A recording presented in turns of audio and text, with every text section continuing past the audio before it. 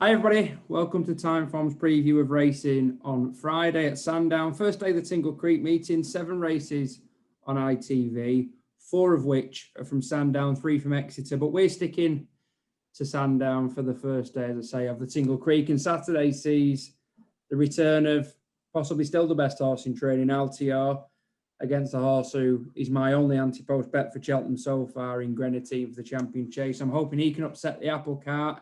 And before then, we've got 3 bets for you, 1 apiece. Me, Kieran Clark, and James Davis going to run you through those 3 bets for Sandown's Friday card. A nice warm-up to what is a tremendous, exciting race on Saturday, and that's before you even consider how good that Henry VIII Novice is. That is as good as you will get with a group of stars, Timeform horses in focus, left, right, and centre, Timeform P's left, right, and centre, and very exciting horses left, right, and centre. But we'll kick off with Sandown.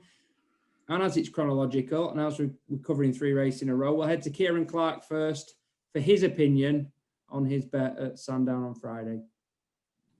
Yeah, hi Dan. I like the look of Alnadam in the novice handicap. I thought he made a really encouraging start to life over fences at Carlisle on his reappearance. He was only run out of it close home by a strong steer in Raffiniere. There was 9 lengths back to the third, and I thought it looked a strong piece of form at the time, which has duly been franked. Raffiniere obviously went in at Carlisle again last Sunday. And then even the 5th horse, Baron de Middleton, nearly landed a gamble at Newcastle last Saturday when he just got beat by the progressive ferrymaster of Sandy Thompson's. And I just think there's loads of progress in him even off his revised mark. He's £4 higher. He did jump slightly left. It wasn't markedly left, though. I think that was maybe just relative inexperience, getting used to the chasing game rather than a preference for a right-handed track. And even when you look at his hurdles form, he beat Dim Machine in a novice handicap last season at Hereford. Admittedly, Dim Machine's obviously a much better chaser than he was a hurdler. He's won both his starts over fences, but I think you can say the same for Alnadam, really. He was a winner of an Irish point. He's always looked like he's going to be a better horse over fences. And when you consider Dim Machine's rated 142p and Alnadam's 132p, I think there's plenty of potential off his current mark, and I expect him to be rated a lot higher by the end of the season. So hopefully he can get us off to a winning start in that. That's an ultra competitive novice handicap. It's probably a race to follow throughout the season, but hopefully a good start for us. Yeah, I love those races. I think I've written several times in Timeform reports that they're the races that excite me most, those novice handicaps over fences. Loads of chasing types going chasing for the first time, with trainers in most cases thinking that they've got a mark to work with, and I think they often prove extremely strong form. As you mentioned, Dim Machine, that race at Uttoxeter couldn't have worked out much better. I'm going for one, not the other end of the spectrum, because Alnadam's still a horse whose career is basically in its infancy. I'm going to go for the Winter Novices Hurdle. Pretty good roll of honour on this race, as you might expect. I'm going for the top horse, albeit top horse is carrying the same weight as everything else in it. That's Any News for Neil Mulholland and Sam Twiston Davis. Look, I'm not saying this is a certainty by any means, because there are 5 interesting horses in their own right, including him, of course. Pressure Luck for Chris Gordon was good at Uttoxeter.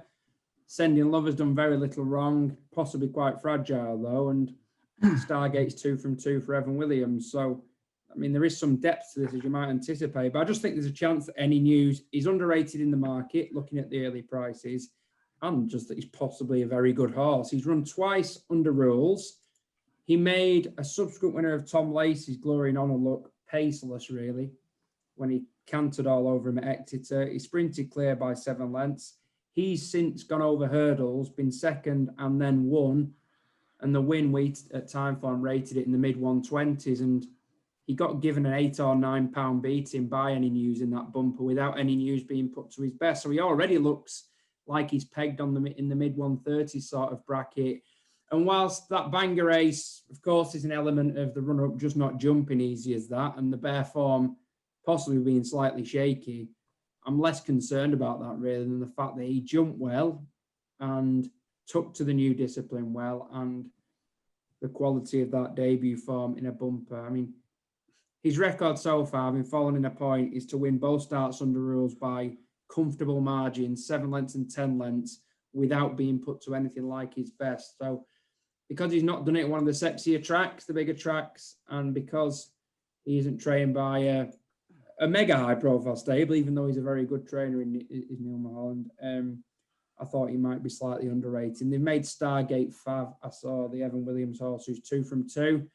I just think Any News has a bit of star quality about him, and I'm hoping he can prove it. Interesting enough that they are hiking him straight into a grade 2. That would not be their normal MO. So for me, 225, the Winter Novices Hurdle, Any News for Neil Mulholland and Sam Twiston-Davies. And then we're back to Handicap Company, and a competitive handicap at that, and James Davis will let you know what he fancies in that 3 o'clock.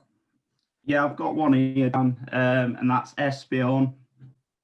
Attempts qualifiers and three mile races in general, I always think need treating with an element of caution, mainly because of the lack of pace. But Espion caught my eye here at around, well, he was around 15-2, but he's now been trimmed in a little. So around about 6-1, 13-2, 7's in a place still. That caught my eye, and it was his third to Fiddler on the Roof last season. His strong novice form that caught my eye.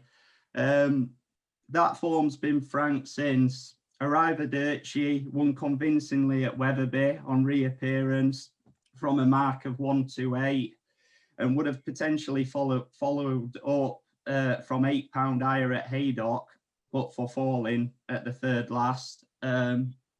So there's plenty of substance to the form, and these novice handicaps, these strong novice form with good time figures, I always feel like they're worth following as the season progresses and into the following season, as this is the case here.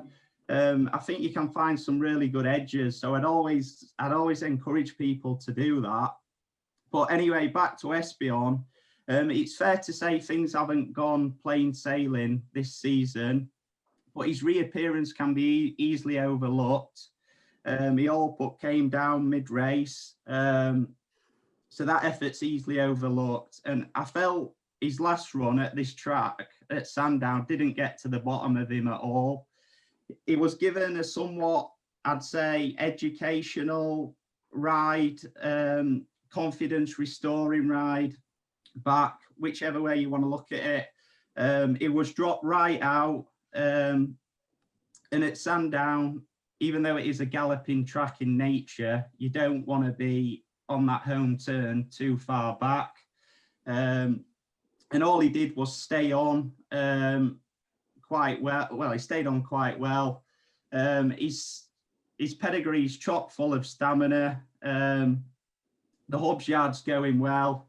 So I just felt at around the 15-2 mark, which obviously has been trimmed in now. I felt that was a pretty reasonable price, especially when you look at the favourite, the mare of Anthony Honeyballs, that I don't think she's beaten a great deal, even looking back to her form last season. And I like to follow novice and maiden hurdle form quite closely, and I don't think none of that form's strong in my opinion. So I felt there was an angle there with Espion. Beautiful. So 3 bets, wide range, something for everyone. A novice hurdle, which whether my selection wins or not will be an interesting race, of course. And the same certainly goes for that novice handicap where Kieran was keen on the Dan Skelton horse. So that's our views for Sandown Friday. Rejoin us tomorrow. I think it's another trio or duet in the Timeform preview seat for Saturday's racing. But that's all from us, and good luck, whether you back what we're backing or whether you're happy to back your own judgment. Good luck, everyone.